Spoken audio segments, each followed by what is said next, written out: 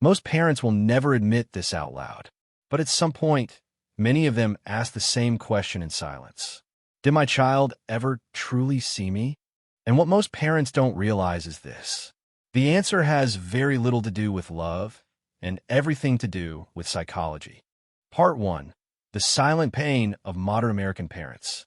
There's a kind of pain that rarely shows up in conversations. It doesn't appear in family photos. It doesn't get posted on social media. It doesn't fit into polite discussions at school meetings or holiday dinners. Yet millions of American parents feel it every day. It is the pain of giving everything, time, money, energy, love, and feeling unseen by the very child you dedicated your life to. Many parents hesitate to even name this feeling. Saying it out loud feels dangerous. It sounds wrong. Ungrateful children? That feels like a forbidden thought. After all, parents are supposed to love unconditionally. They're supposed to sacrifice without expectation. So instead, the pain stays quiet. It shows up late at night when the house is silent. It shows up when a door closes without a word. It shows up in short answers, eye rolls, indifference. It shows up when a parent thinks, after everything I've done, why does this hurt so much? This documentary is about that pain. Not to assign blame, not to shame parents or children, but to understand what is really happening beneath the surface of modern family life in America. Because when we understand, we regain power. The American parenting paradox. American parents today are more involved in their children's lives than ever before. They attend school events. They monitor grades online. They drive children everywhere. They invest in tutoring, sports, therapy, enrichment programs. They worry constantly about mental health, safety, and future success. Yet despite all this involvement, many parents report feeling more disconnected from their children than previous generations did. This is the paradox. More effort, more resources, more attention, and yet less gratitude, less emotional connection, less appreciation, less acknowledgement. Surveys in the United States consistently show rising parental burnout, especially among middle-class families juggling work, childcare, and rising costs of living. At the same time, parents describe feeling emotionally invisible in their own homes. They're not angry all the time. They're not resentful in obvious ways. They are tired. Tired of giving without feeling seen. Tired of feeling like an ATM, a chauffeur, a safety net, but not a human being. And this exhaustion is often paired with guilt. Because parents ask themselves, am I expecting too much? Is it selfish to want appreciation from my own child? Does this make me a bad parent? These questions are deeply human, and psychology tells us they're not signs of failure. They're signs of unmet emotional needs. Why this pain feels so confusing. One reason this pain is so confusing is that it clashes with the cultural image of parenting in America. American parenting culture often promotes two extreme ideas at the same time. On one hand, parents are told, you must give everything. Your child comes first. Always. On the other hand, parents are also told, children owe you nothing. This creates an emotional trap. Parents pour themselves into raising their children, emotionally, financially, physically, while being told they should never expect recognition in return. So when the recognition doesn't come, parents feel something is wrong with them. But psychology suggests something else entirely.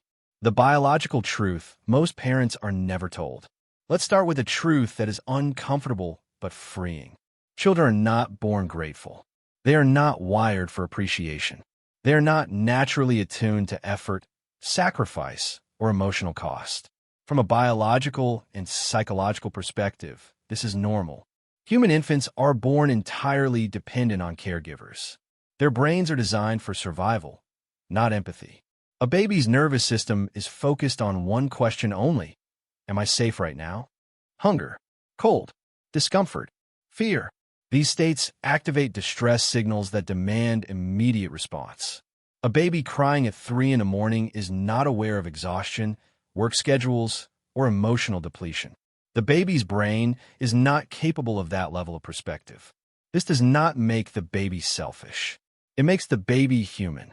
And this egocentric foundation does not disappear overnight. The developing mind and emotional blindness. As children grow, their brains slowly develop the ability to see beyond themselves. But this development is gradual, uneven, and deeply influenced by environment. Key areas of the brain responsible for empathy, emotional regulation, and perspective taking, particularly in the frontal regions, are among the last to fully mature. In practical terms, this means that children and teenagers often cannot fully grasp the emotional cost of parenting, even when parents assume they should. They may intellectually know that parents work hard, but emotional understanding lags behind. This gap creates one of the most painful misunderstandings in family life. Parents assume children are choosing not to care. Children are often unable to care in the way parents expect. Yet, this mismatch is rarely explained to parents. Instead, parents internalize the hurt. The American dream, an invisible effort. In the United States, parenting is closely tied to the idea of opportunity. Parents work long hours so their children can have better lives. They move to safer neighborhoods. They choose schools carefully. They invest heavily in future success. Much of this effort is invisible by design. Bills are paid quietly. Stress is hidden. Worry is internalized. Children grow up inside a system that feels stable and automatic. Not because life is easy, but because parents absorb the difficulty. The unintended consequence is this: when effort is invisible, it is difficult to appreciate. Children experience results without seeing process, comfort without context, support without awareness of cost, and appreciation requires awareness. When love becomes silent labor, many American parents pride themselves on being strong. They push through exhaustion. They do not complain. They do not want to burden their children. But psychology shows that when love becomes silent labor, it can unintentionally erase its own value. Children learn what they see and feel, not what parents silently endure. When sacrifices are never spoken, never named, never contextualized, they can disappear emotionally, even if they are massive in reality. This is not a failure of love. It is a communication gap, and that gap widens over time. The emotional moment parents rarely admit. There is a moment many parents experience but rarely confess. It happens after a long day, after another short reply, after another dismissed conversation. The thought appears quietly. Do they even care? Immediately, guilt follows. I shouldn't think this. They're just kids. I chose this. But choosing parenthood does not eliminate emotional needs. Parents are human beings first, and unmet emotional needs do not disappear simply because they are denied. They transform, often into sadness, withdrawal, or numbness. This is why so many parents describe feeling empty rather than angry. Why this documentary matters. This is not a story about bad children. It is not a story about failed parents. It is a story about misunderstanding, development, culture, and silence. In American families today, gratitude often does not fail because children are cruel, but because no one was taught how gratitude actually develops. In the next part, we will explore a crucial idea. Gratitude is not an instinct. It is a skill. And like any skill, it must be modeled, practiced, and taught, especially in a culture that constantly reinforces entitlement, comparison, and instant reward. But before we can teach gratitude, we must understand why it does not appear on its own. That is where psychology takes us next. Part 2. Why gratitude is not natural. The psychological reality parents need to hear. One of the most persistent myths in parenting is the belief that gratitude should come naturally. Many parents assume that if they love their children enough, provide enough, sacrifice enough, gratitude will eventually appear on its own. When it doesn't, parents often blame themselves, or worse, they blame the child's character. Psychology tells a very different story. Gratitude is not an instinct. Gratitude is not automatic. Gratitude is not guaranteed by love alone. Gratitude is a complex emotional skill, and skills must be learned. The emotional shortcut that fails most parents. In American culture, gratitude is often treated like a reaction. You give something good. The child says, "Thank you." End of story. But real gratitude is not a reflex. It is not like pulling your hand away from a hot stove. It requires mental steps that children and adolescents are still developing. Psychological research consistently shows that gratitude requires three internal processes to happen at the same time. 1. Awareness of what was received. 2. Empathy for the person who gave it. 3. Understanding of cost, time, effort, money, or emotional energy. If even one of these is missing, gratitude becomes shallow or disappears entirely. Children may enjoy what they receive without ever emotionally registering the sacrifice behind it. That gap is where pain grows for parents. What neuroscience reveals about gratitude? The brain areas responsible for empathy, impulse control, and long-term perspective are located primarily in the prefrontal cortex. This part of the brain develops slowly and is among the last regions to fully mature. In practical terms, this means many children and teenagers are neurologically limited in their ability to consistently take another person's perspective, appreciate delayed effort, regulate entitlement-driven emotions. To parents, this looks like ingratitude. To neuroscience, this looks like immaturity. This does not mean parents should ignore disrespect or harmful behavior, but it does mean that assuming malicious intent often leads to unnecessary conflict and emotional distance. Why American parents feel especially hurt. American parents often grow up with strong cultural narratives around independence, self-made success, and appreciation for hard work. Many parents remember being told, "You should be grateful. You don't know how easy you have it." They internalize gratitude as a moral expectation. So when their own children don't express it, the pain cuts deeper, not just emotionally, but identity-wise. Parents think, "I worked hard. Why don't they see that? Why doesn't this register?" The answer is uncomfortable. Seeing effort is not automatic when effort is hidden. The research that changed how we understand gratitude. One of the most influential researchers on gratitude is Robert Emmons, a professor who has spent decades studying how gratitude actually forms. His findings challenge common assumptions. Gratitude, according to Emmons, is not a feeling that appears spontaneously when life is good. It is a practiced emotional orientation, something shaped by repeated experiences, reflection, and modeling. In controlled studies, people who practice gratitude through reflection, journaling, or dialogue show higher emotional awareness and well-being. But without intentional practice, gratitude does not reliably increase, even in comfortable or supportive environments. This has enormous implications for families. Why comfort alone can reduce gratitude. One of the hardest truths for American parents to accept is this: providing a comfortable life does not guarantee appreciation. In some cases, it can actually reduce it. When children grow up surrounded by stability, support, and material security, those conditions become the baseline, not a gift. What is constant becomes invisible. Children don't compare their lives to struggle unless someone helps them contextualize effort. And even then, emotional understanding develops slowly. This is why saying, "You should be grateful, other kids have less," rarely works. It introduces guilt, not understanding. The difference between politeness and gratitude. Many parents settle for politeness. They teach children to say thank you. They correct tone. They enforce manners. Politeness is useful, but it is not gratitude. A child can say thanks without empathy, without awareness, without emotional connection. True gratitude involves recognizing another person's humanity. That level of awareness cannot be demanded. It must be developed. Why parents often teach gratitude too late.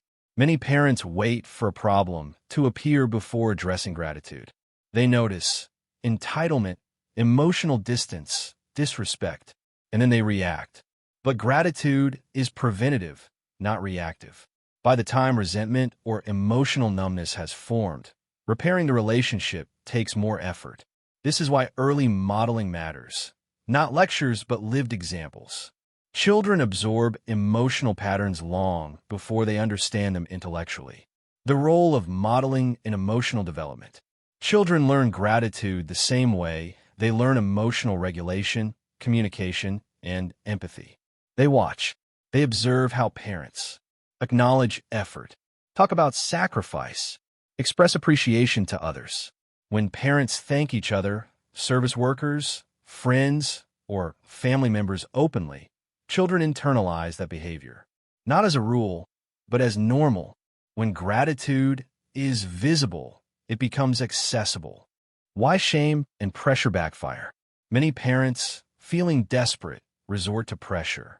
You're spoiled. You don't appreciate anything. After all I've done for you.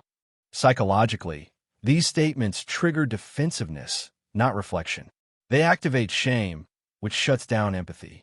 Research in humanistic psychology, particularly from Carl Rogers, shows that real emotional growth happens in environments of psychological safety, not fear or humiliation.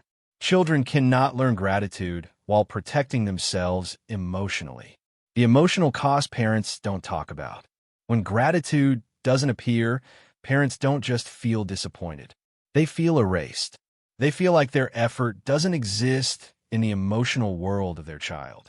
This is one of the most painful experiences in parenting and one of the least discussed. Many parents respond by giving even more, hoping gratitude will eventually come. Ironically, this often reinforces the cycle. The core truth of this section: gratitude does not fail because children are bad.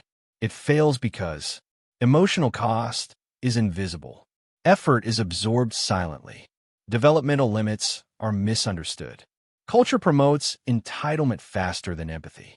Understanding this does not excuse harmful behavior, but it changes how parents respond, and that changes outcomes. In the next part, we will explore a critical and uncomfortable idea: how excessive giving, even when motivated by love, can unintentionally weaken gratitude. This is where many well-intentioned American parents get trapped, and this is where real change begins. Part 3: When love turns into overgiving. How too much help can undermine gratitude. Most American parents do not spoil their children on purpose. They do it out of love, out of fear, out of responsibility, out of a desire to protect their children from the hardships they themselves faced. This is where the story becomes complicated, because love, when it crosses a certain invisible line, can quietly undermine the very values parents hope to teach.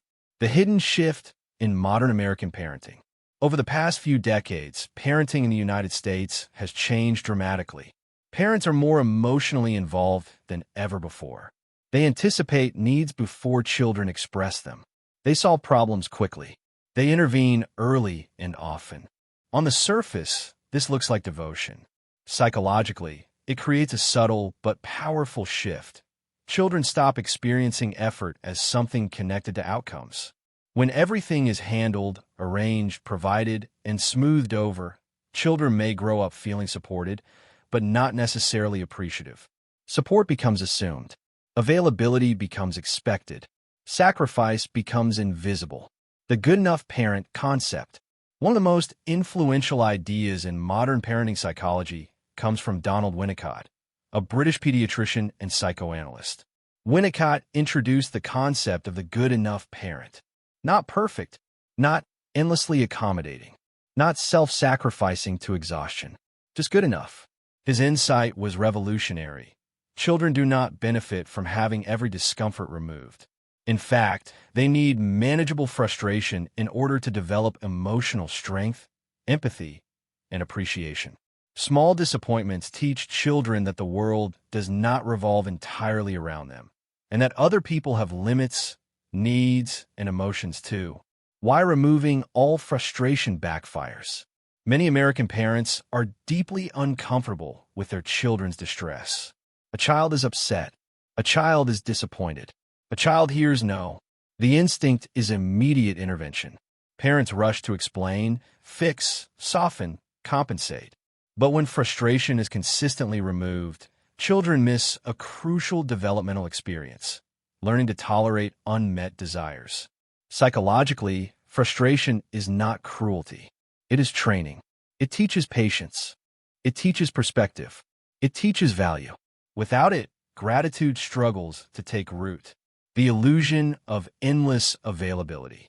In many households, parents function as permanent problem solvers. Forgot homework? Parents email the teacher. Struggling emotionally? Parents rearrange schedules. Want something expensive? Parents find a way. Over time, children internalize a silent belief. Someone else will handle this. This belief does not come from entitlement alone. It comes from repeated experience. When effort and responsibility are consistently outsourced, appreciation has no place to land. How overgiving creates emotional blindness. Children raised with constant overgiving often experience what psychologists call emotional blindness to effort. They enjoy outcomes without registering the process. They receive benefits without understanding cost. They feel supported without seeing sacrifice. This does not mean they lack empathy as people. It means empathy was never activated in this specific relationship dynamic. And empathy is the foundation of gratitude. Why parents give too much? Parents overgive for many reasons. Some are trying to compensate for their own difficult childhoods. Some feel guilt over divorce, long work hours, or absence. Some fear that saying no will damage the relationship. Some are responding to social pressure and comparison. American culture often reinforces the idea that good parenting means constant availability and endless support. But psychology suggests otherwise. The emotional trade-off no one talks about.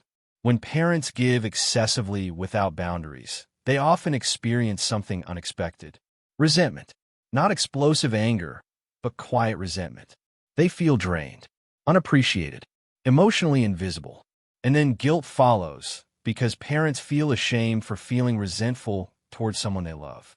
This emotional contradiction is one of the biggest hidden stressors in modern American families. What research says about effort and appreciation? Modern psychological research consistently shows that appreciation grows in environments where effort is visible and participation is required. Studies on resilience and perseverance, including work by Angela Duckworth, show that people value outcomes more when they are connected to effort. This applies to children as well. When children contribute, even in small ways, their relationship to what they receive changes. Participation crée ownership.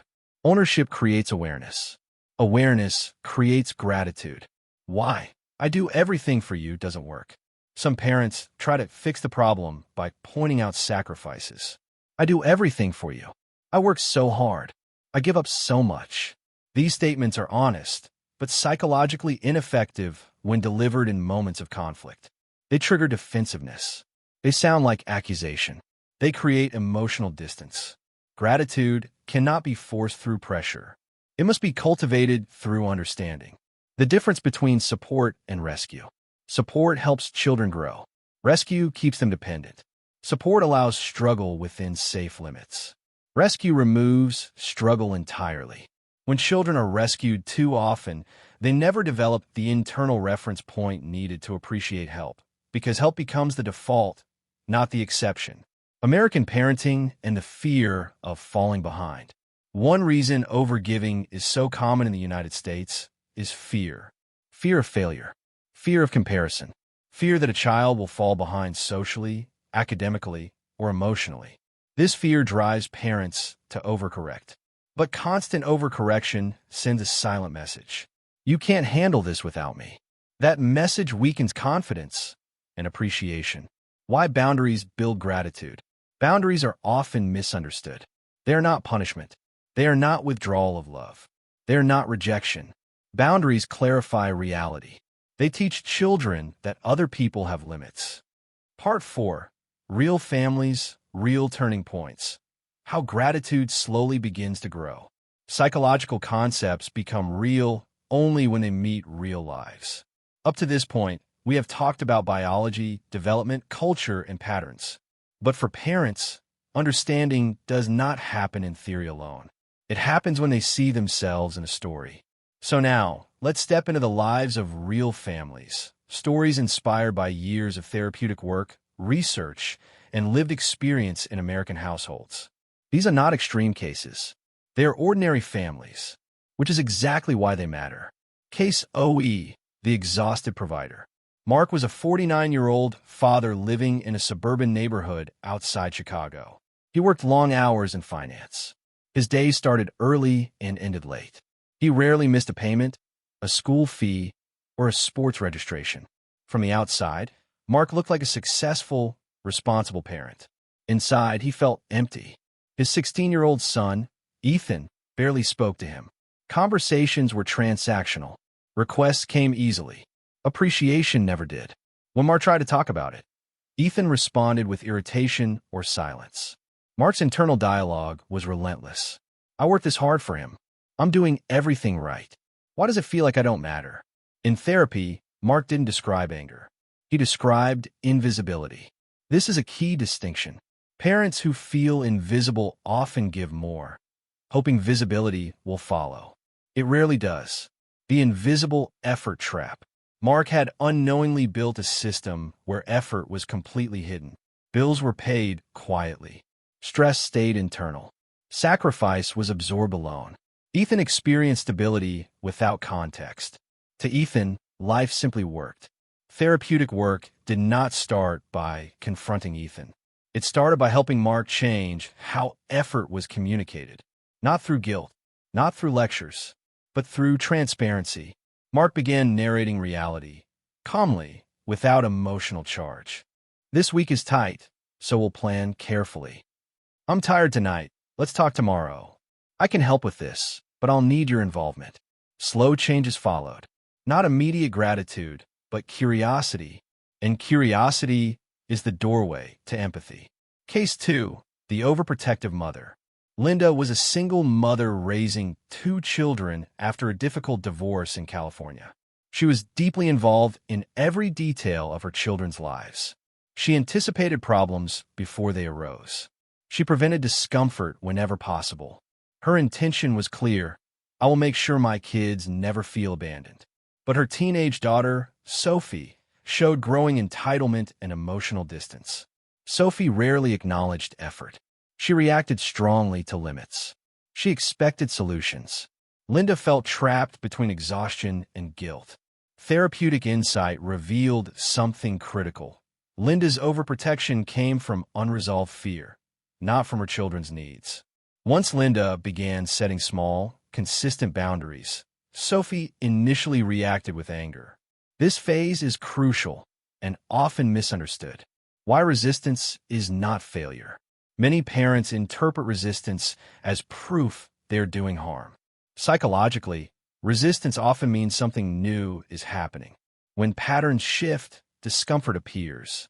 Sophie's anger was not rejection. It was adjustment. Over time, as Linda remained calm and consistent, Sophie began taking more responsibility. And with responsibility came awareness. And with awareness came appreciation. Not loud, not dramatic, but real. Case 3, the high-achievement household. In many American families, gratitude is quietly replaced by performance. Grades matter. Sports matter. College prospects matter. In one such family, both parents were professionals. Their son, Alex, excelled academically but showed emotional flatness at home. Praise focused on achievement, not effort. What did you get? Did you win?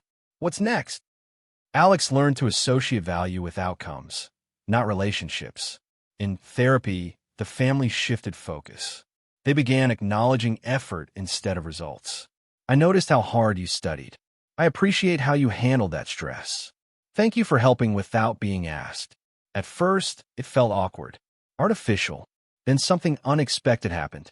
Alex began expressing gratitude, not because he was told to, but because he felt seen. The common pattern across families. Across these stories, a pattern emerges.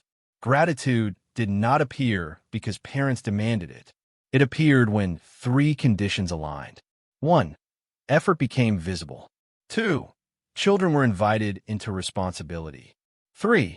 Parents reclaimed their humanity. Parents stopped performing self-sacrifice silently. and started modeling balanced giving. Children stopped consuming support passively and started participating in reality. The emotional turning point. In many families, there's a quiet moment that marks change. Not a dramatic apology, not a sudden transformation, a small sentence. Thanks for helping me with that. I didn't realize that was hard for you. I appreciate you listening. These moments are fragile and powerful. They signal emotional awareness emerging. Why gratitude grows slowly. Parents often expect gratitude to appear all at once. It doesn't. It grows the way emotional maturity grows, unevenly, quietly, sometimes invisibly. There are setbacks. There are regressions. There are moments of doubt. But when the system changes, the trajectory changes. What these stories teach parents. These families did not change their values. They changed their patterns. They stopped equating love with endless giving. They stopped hiding effort. They stopped rescuing instead of supporting. And they allowed their children to feel, not just receive. A critical reframe for parents. One of the most important reframes in this work is this. Gratitude is not something children owe parents. Gratitude is something children learn through relationship. When parents understand this, the emotional burden shifts. They stop waiting to be repaid. They start shaping emotional awareness. And that changes everything. What comes next? So far, we have explored family dynamics from the inside. But families do not exist in isolation. They are shaped by culture, technology, social pressure, and constant comparison. In the next part, we will step outside the home. We will examine how adolescence, social media, and American consumer culture intensify entitlement and emotional disconnection, even in loving families. Understanding this external pressure is essential, because many parents are fighting forces they were never warned about. Part 5, Adolescence, Social Media, and the Culture of Entitlement. To understand why gratitude feels increasingly rare in modern families, parents must look beyond the walls of their homes. Children today are not being shaped only by family dynamics. They are growing up inside a powerful cultural environment that constantly competes with parental influence. For American parents, this external pressure is stronger than at any other point in history. Adolescence has always been a turbulent developmental stage. Psychologist Erik Erikson described it as the period of identity versus role confusion, a time when young people question authority, values, and their place in the world. This questioning is normal. It is necessary for growth. What has changed is the intensity. Today's adolescents are not just questioning their parents. They are comparing themselves to millions of curated lives every single day. Social media platforms flood young minds with images of effortless success, luxury, popularity, and constant reward. These images are not presented as exceptions. They are presented as norms. This creates a psychological distortion. Teenagers begin to feel that comfort, recognition, and material reward are not privileges, but expectations. When expectations rise faster than emotional maturity, gratitude collapses under the weight of entitlement. This is not because teenagers are cruel or selfish by nature. It is because their developing brains are being trained to expect constant stimulation and reward without visible effort. Neuroscience shows that adolescent brains are especially sensitive to social validation. Likes, views, comments, and digital approval activate dopamine systems tied to pleasure and motivation. Over time, this rewires emotional expectations. Effort feels slow. Waiting feels unbearable. Invisible work feels irrelevant. In this environment, parental sacrifice becomes background noise. American parents often underestimate how powerful this influence is. They assume their values will naturally outweigh screens, peers, and algorithms. But psychological research suggests otherwise. Culture teaches faster than conversation. Consumer culture reinforces the same message from a different angle. Marketing aimed at young people promotes the idea that happiness is something you deserve now, not something you build over time. The language of "you deserve this" replaces the language of effort, patience, and appreciation. When children absorb this message daily, gratitude begins to feel unnecessary. Why be thankful for something you believe you're entitled to? Parents then experience a painful disconnect. They're teaching values that are being quietly undermined everywhere else. This creates confusion, frustration, and often self-doubt. Parents ask themselves why their words don't land, why lessons that once mattered seem ignored, why children seem emotionally distant despite a loving home. The answer is not failure. The answer is overload. Children today are processing more information, comparison, and emotional stimulation than previous generations ever did. Their emotional bandwidth is stretched thin. Gratitude requires slowing down. It requires reflection. It requires awareness of another person's inner world. These are skills that struggle to survive in a culture of constant distraction. Adolescence also amplifies another psychological factor: separation. Teenagers are biologically driven to pull away from parents as they form their own identities. This distancing is normal, but in today's environment, it is intensified by digital worlds that feel more validating than real-life relationships. Parents often interpret this withdrawal as rejection. In reality, it is often confusion. Teenagers are trying to define who they are while being pulled in dozens of directions by social norms, peer pressure, and online identity. Gratitude toward parents can temporarily fade during this process, not because love disappears, but because focus shifts inward. This is one of the hardest truths for parents to accept. Gratitude is often lowest at the exact moment parents feel they deserve it most. This timing mismatch fuels resentment and emotional distance if it is misunderstood. Psychological studies conducted in the United States consistently show higher levels of anxiety, stress, and narcissistic traits in younger generations. This does not mean children are worse than previous generations. It means they are developing under different conditions. More exposure, more comparison, more pressure, less emotional grounding. When gratitude is not reinforced intentionally, it gets drowned out. Parents often respond by tightening control or increasing pressure. They lecture, they criticize, they demand appreciation. This almost always backfires. Pressure triggers resistance. Comparison triggers shame. Shame shuts down empathy. Gratitude cannot survive in an atmosphere of emotional threat. What children need during adolescence is not less structure, but clearer emotional modeling. They need parents who remain present without chasing approval.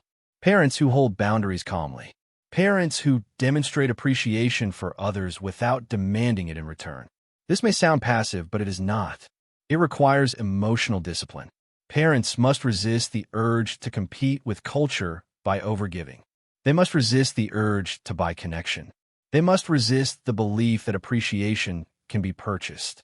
The most powerful counterforce to entitlement is not deprivation. It is participation. When teenagers are invited into responsibility, decision-making, and shared effort, something shifts. They begin to see life as a system, not a service. They begin to notice effort because they are now contributing to it. This is especially important in American households, where independence is valued but often delayed. Teenagers are expected to succeed, but not always taught how systems work behind the scenes. Helping children understand reality does not mean burdening them with adult stress. It means making effort visible, understandable, and shared. When parents talk openly about limits, trade-offs, and choices, teenagers slowly recalibrate expectations. Gratitude does not appear suddenly.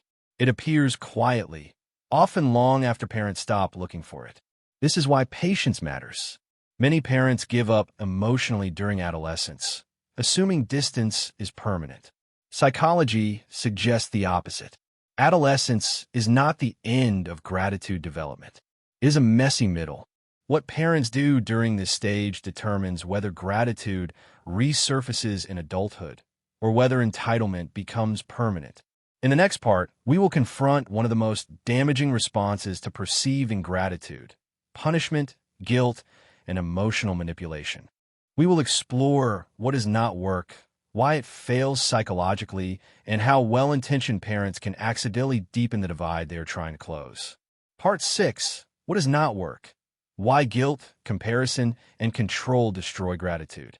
When parents feel hurt, unseen, or emotionally exhausted, their responses often come from pain rather than intention. This is understandable. Most parents do not set out to damage their relationship with their children. They react instinctively, trying to restore balance, respect, or appreciation. Unfortunately, some of the most common reactions to perceived ingratitude do the opposite of what parents hope. They don't build gratitude. They quietly destroy it. One of the most common reactions is guilt-based communication. Parents say things like, "After everything I've done for you," or "You have no idea how much I sacrificed." These statements are usually true. They are also emotionally ineffective.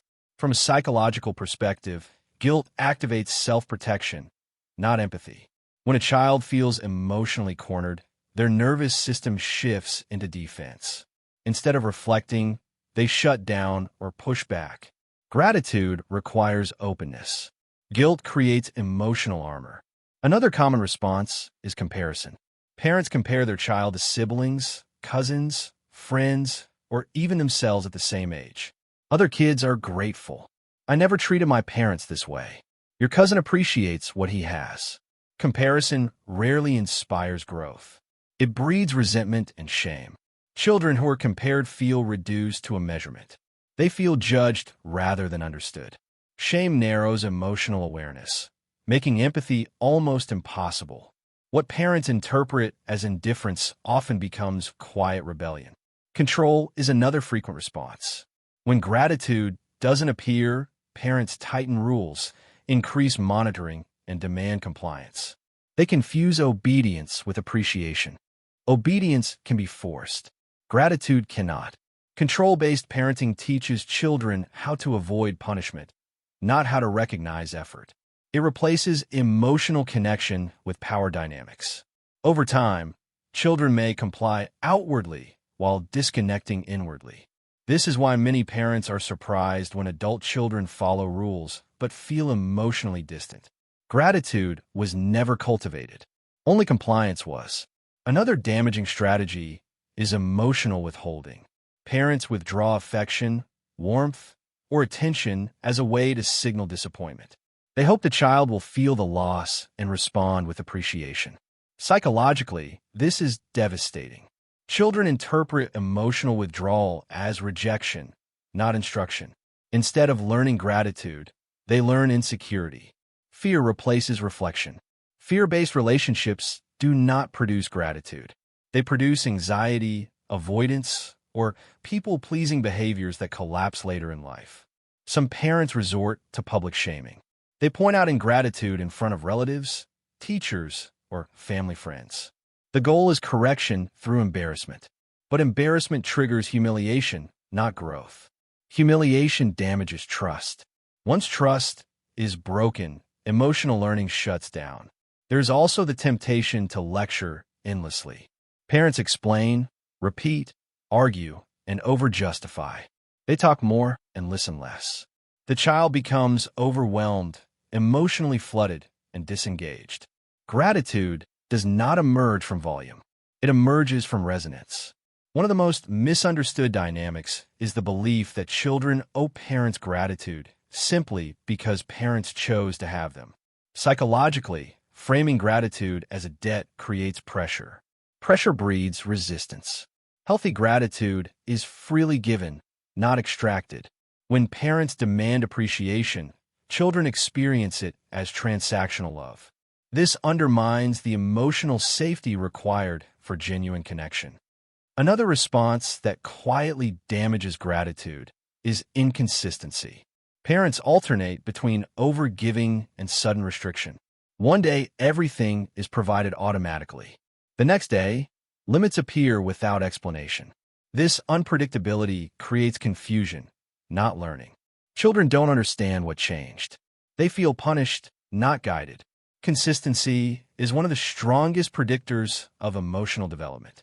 Without it, gratitude has no stable ground. Some parents, feeling helpless, disengage emotionally. They stop trying. They lower expectations. They protect themselves by withdrawing investment. While understandable, emotional disengagement often solidifies distance. Children interpret withdrawal as indifference. Parents interpret silence as peace. In reality, both sides lose connection. What all these ineffective strategies have in common is this: they focus on behavior, not development. They try to force an outcome instead of cultivating a process. Psychology consistently shows that gratitude cannot be commanded, shamed, or controlled into existence. It must grow in an environment of emotional safety, visibility of effort, and shared responsibility. Parents who understand this experience a shift. They stop asking, "How do I make my child grateful?" They start asking, "What environment allows gratitude to grow?" This shift changes everything. It transforms parenting from emotional warfare into emotional leadership. In the next part, we will move from what fails to what works. We will explore practical, psychologically grounded strategies that American parents can use to cultivate gratitude over time, without manipulation, without guilt, and without losing authority. These strategies do not require perfection. They require presence, consistency, and courage. Part 7. What actually works? How gratitude is built over time. If guilt, pressure, and control destroy gratitude, then what actually creates it?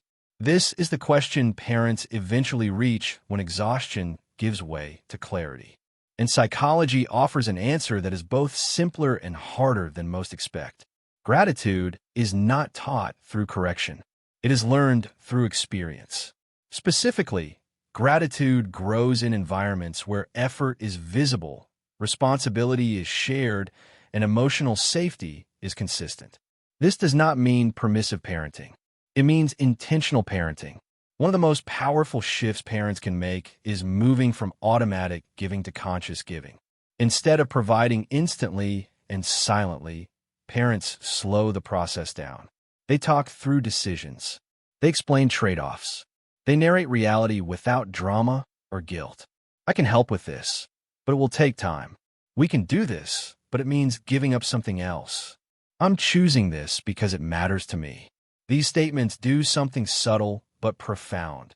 They attach context to care. Children begin to see that help is not magic. It comes from effort, choice, and limits. This awareness is the foundation of gratitude. Another essential element is participation. Children do not learn gratitude by watching parents suffer quietly. They learn it by contributing in age-appropriate ways. This does not mean burdening children with adult responsibility. It means inviting them into shared reality, helping with household tasks, participating in planning, being involved in decisions that affect them. When children participate, they stop being passive recipients. They become collaborators. Collaboration creates ownership. Ownership creates awareness. Awareness creates appreciation.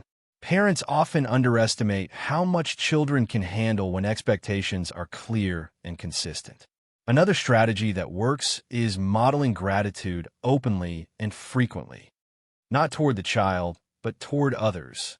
When parents thank each other, express appreciation for service workers, acknowledge effort in friends or family members, children absorb a powerful lesson. They learn that gratitude is not weakness. It is recognition. They learn that appreciation is part of adult life.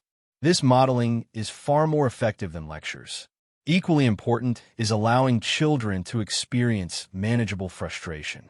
This is one of the most countercultural ideas in modern American parenting. Saying no when necessary. Allowing disappointment without immediate rescue. Letting children feel the natural consequences of choices. Frustration teaches value. When children experience the absence of something, they are more likely to appreciate its presence later. Parents often fear that frustration will damage the relationship. Research shows the opposite when frustration is delivered calmly and consistently. Boundaries create respect. Respect creates space for gratitude. Another key component is emotional transparency. Parents do not need to overshare or emotionally unload on their children, but naming feelings appropriately matters. I'm tired today. That was hard for me. I'm proud of how we handled this together. These statements humanize parents. Children who see parents as full human beings, not endless providers, are more likely to develop empathy. Empathy is the emotional root of gratitude. Consistency is what turns these practices into long-term change. Gratitude does not grow from a single conversation or a temporary shift. It grows from repeated experiences over years. Parents who stay consistent often notice small changes first. A pause before a request, a softer tone, a moment of acknowledgement. These moments are easy to dismiss, but they are signs of emotional development. One of the most important shifts parents make is releasing the expectation of immediate results. Gratitude often appears later, sometimes years later, long after parents stop searching for it. Many adult children only fully recognize their parents' sacrifices once they face responsibility themselves. This delayed gratitude does not invalidate the process. It confirms it. Parents also benefit from reframing success. Success is not hearing thank you every day. Success is raising someone capable of recognizing effort eventually. Another effective practice is creating regular moments of shared reflection. Some families do this informally, during meals or car rides. Others create intentional rituals, sharing one thing each person appreciated that week, acknowledging effort rather than outcomes, celebrating small wins together. These practices gently train attention toward awareness. Gratitude grows where attention goes. It is also crucial for parents to care for their own emotional needs. Parents who are depleted struggle to model appreciation. Burnout narrows emotional availability. Seeking support, rest, and boundaries is not selfish. It is protective. Children learn how to treat themselves by watching how parents treat themselves. A parent who respects their own limits teaches children to respect others' limits too. Perhaps the most difficult part of this process is patience. Parents must tolerate periods where gratitude is absent, especially during adolescence, without retreating into resentment or control. This patience is not passive. It is grounded in understanding development rather than demanding performance. Over time, children raised in environments where effort is visible, responsibility is shared, and emotions are safe tend to internalize gratitude naturally. Not because they are told to, but because it makes sense. In the next and final part, we will bring everything together. We will explore how parents can release resentment, rebuild emotional connection, and redefine success, not just for their children, but for themselves. This final step is often the most transformative. Part 8. Releasing resentment and redefining parenthood. The long view. At some point in this journey, every parent reaches a quiet crossroads. It is the moment when the question changes. Not, why isn't my child grateful? But, what am I carrying inside that needs to be released? This is the most difficult and most liberating stage of the process. Because long before gratitude can fully settle in a family, resentment must be understood. Resentment does not mean a lack of love. It means love has been stretched beyond its limits. Many parents feel resentment but refuse to acknowledge it. They bury it under responsibility, morality, and guilt. They tell themselves they have no right to feel tired, unseen, or emotionally depleted. But psychology is clear. Unacknowledged resentment does not disappear. It hardens. When resentment hardens, it quietly leaks into tone, patience, and emotional availability. Children sense it even when it is never spoken. Releasing resentment does not mean withdrawing love. It means reclaiming balance. One of the most powerful shifts parents can make is separating effort from expectation. Effort is something you choose. Expectation is something you attach. When parents give with a hidden expectation of recognition, disappointment becomes inevitable. Not because the child is wrong, but because the expectation was never shared or developmentally realistic.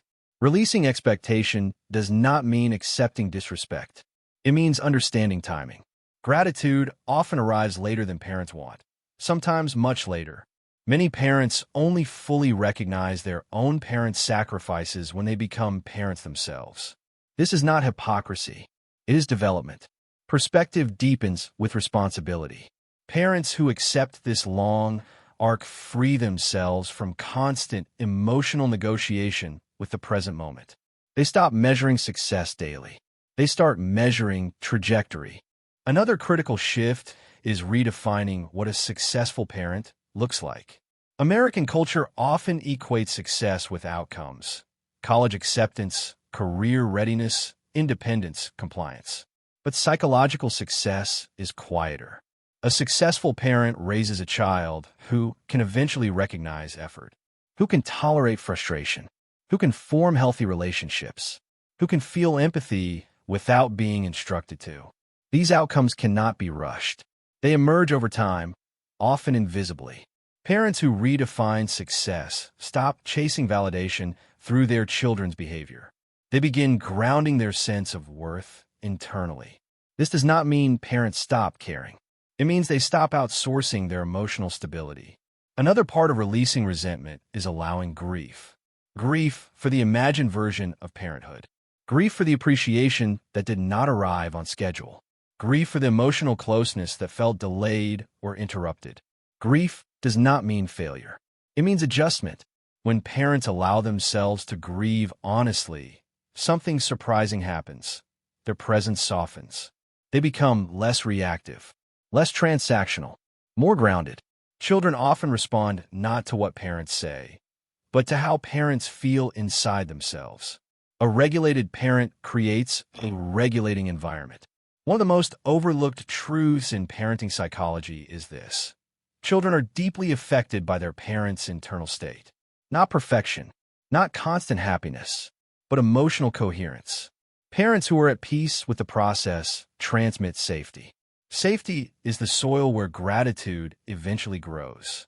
Another essential aspect of the long view is letting go of comparison. Comparing children to others. Comparing families. Comparing timelines.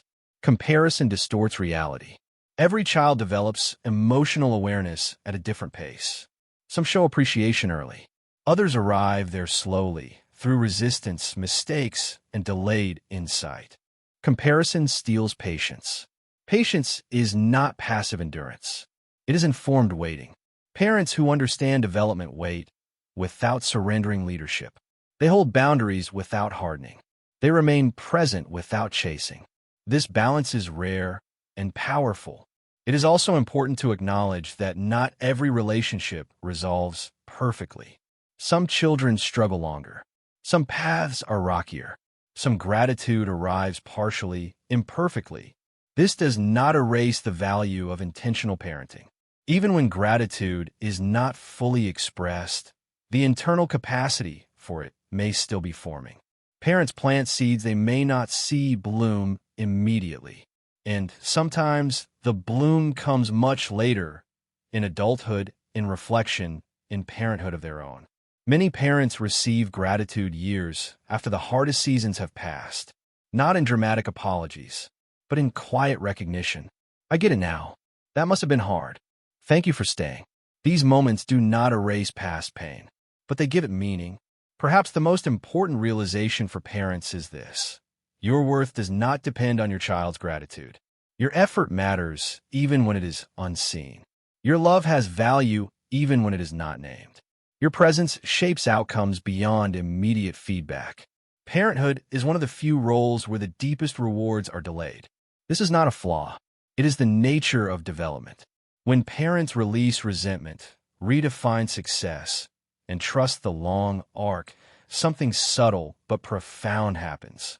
They regain themselves. And from that place, connection becomes possible again. Not forced, not negotiated, but real. Gratitude, when it comes, feels different then. It feels earned, not extracted. And even when it is absent, parents know they have done the deeper work. They have raised a human being, not a performance. That is the quiet achievement few talk about, and many live. If this documentary resonated with you, it is because you're not alone. Millions of parents walk this path silently. Understanding breaks the silence. and understanding over time heals. If this video helped you or surprised you in any way, make sure to subscribe to the channel.